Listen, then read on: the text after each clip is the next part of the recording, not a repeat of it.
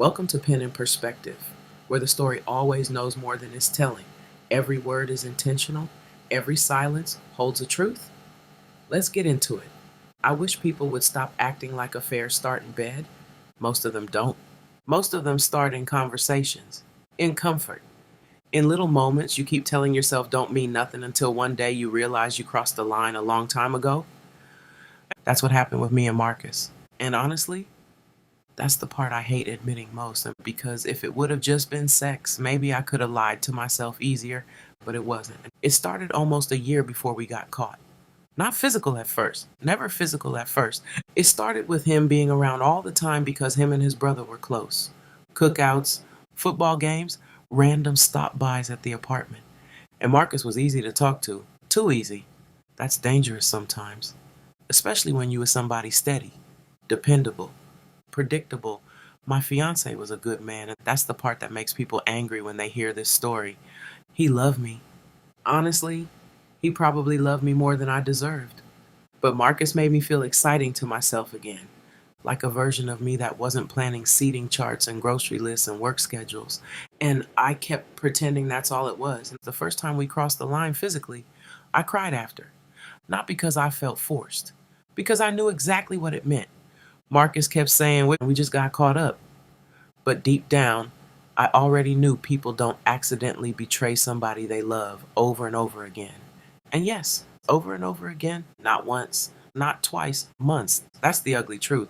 Months of sneaking around. Months of convincing myself I still love my fiancé while actively betraying him.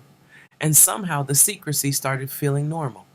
That's the sick part about doing wrong for long enough. Your brain starts decorating it, making it softer than it is, until reality shows back up.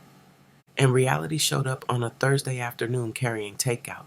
My fiance wasn't supposed to be home until the next day. There wasn't some dramatic moment where we heard the front door and started panicking. We didn't hear anything. That's what makes it worse, and we were comfortable. Too comfortable.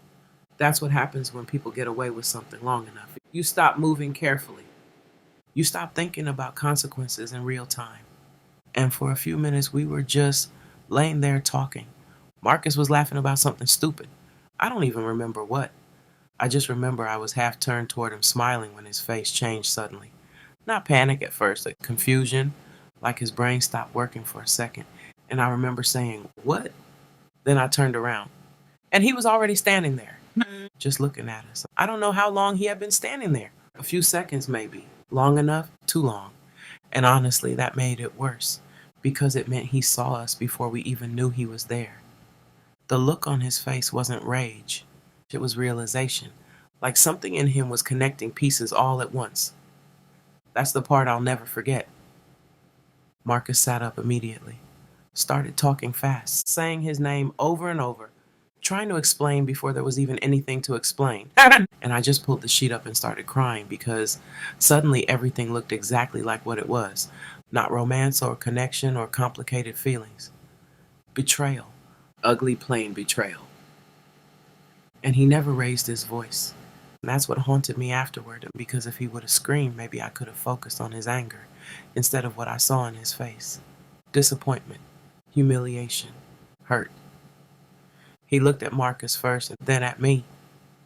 And I remember wanting him to say something, anything, because the silence felt unbearable. But he didn't. He just nodded a little like he understood something now. Then he turned around and walked out. And the second the bedroom door closed, Marcus jumped up and said, "He going to mom and dad house?" I was still staring at the doorway, because deep down, I think I already knew none of our lives was ever going to look the same again. I remember sitting on the edge of the bed, shaking, while Marcus paced around the room talking fast, trying to convince himself it wasn't over, saying things like, "He mad, but he'll calm down." But I knew better before Marcus did. Because women know when somebody emotionally leaves. And I think my fiance left us before he even made it to the car. The next few days were terrible. Everybody calling everybody. People choosing words carefully. And Marcus kept acting irritated more than guilty. Like the problem was the fallout instead of what we actually did. That bothered me, because I knew we were wrong. And when his mother called and told us he disappeared after talking to them, I remember feeling this horrible pit in my stomach. And not because I thought he hurt himself, but because I realized he might really be done. Then, 6 months after he disappeared, his dad had the health scare. And when his mother finally reached him and he still didn't come back, that shook Marcus badly. He blew up about it, called him selfish, said he was dragging it too far.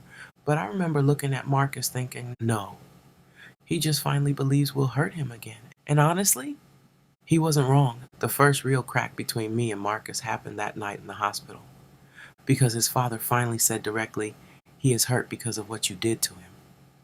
And for the first time, Marcus looked less defensive and more ashamed. That was new. Still, I stayed with Marcus, and people always ask why. Honestly, at first I think it was shame. Once you blow your life up publicly like that, it's hard to admit it was for nothing. By the time 2 years passed and Marcus proposed, I said yes, mostly because it felt like there was nothing else to do. That's the truth nobody says out loud enough. Not every marriage starts with hope. Some start with momentum, and ours definitely did.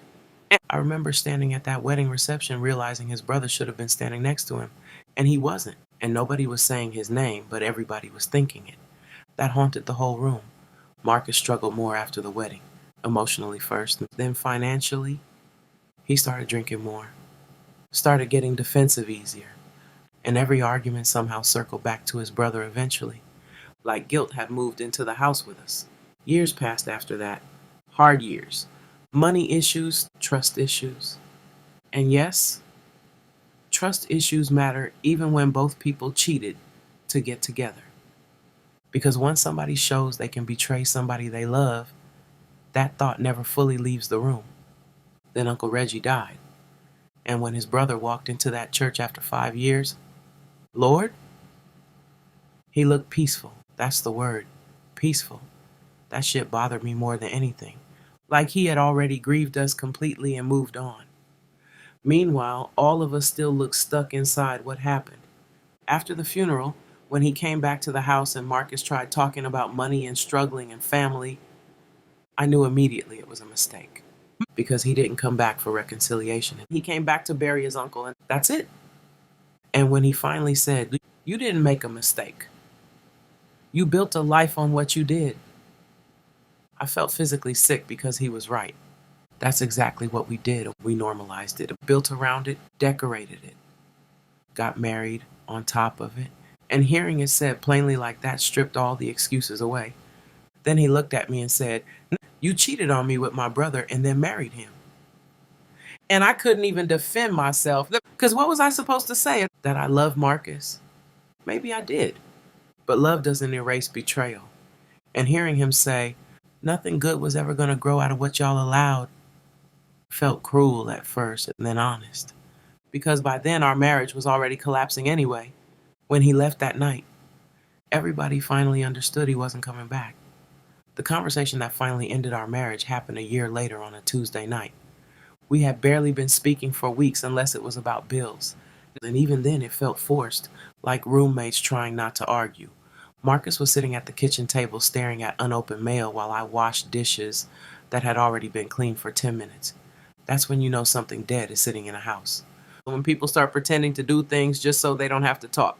Finally he said, you still think about him. I stopped moving. Didn't even ask who. Because I knew. I said, sometimes. He nodded slowly like he expected that answer. Then after a while he said, I do too. That surprised me, not because I thought he forgot his brother, because Marcus spent years acting angry instead of honest. So I turned around and asked, about what? And Marcus laughed a little and then he said, I threw my whole life away trying to take his. That was the first completely honest thing he had said in years. I sat down after that, because suddenly the room felt too heavy to stand in. He rubbed his hands over his face and said, I kept blaming him for leaving. But honestly, then he shook his head.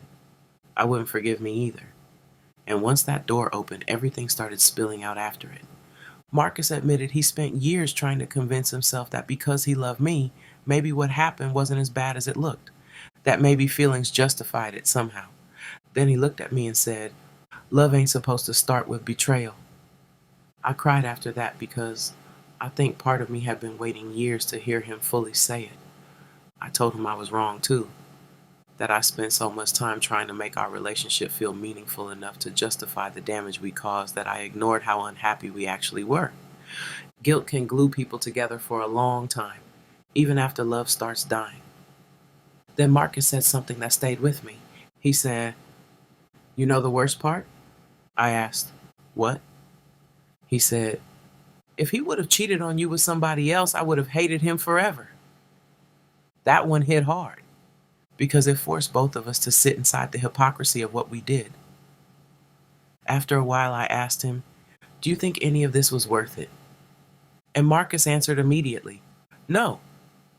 No hesitation. And honestly, that was probably the most peace either one of us had felt in years, because nobody was defending what happened anymore. We were just finally telling the truth about it. After that, the rest of the conversation got easier. We talked about how tired we both were, how neither one of us trusted each other fully, how every major argument somehow circled back to his brother eventually, how the guilt never really left the house. Then Marcus looked around the apartment and quietly said, "Thank God we ain't have kids."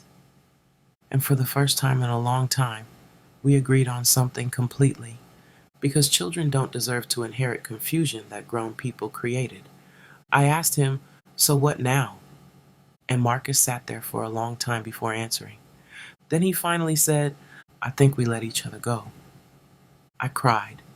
He cried because we finally stopped trying to force happiness out of something broken from the beginning. And honestly, that conversation should have happened years earlier. Marcus and I divorced shortly after. I think part of him blamed me for losing his brother forever. Maybe part of me blamed him too, but the truth is we both made those choices together.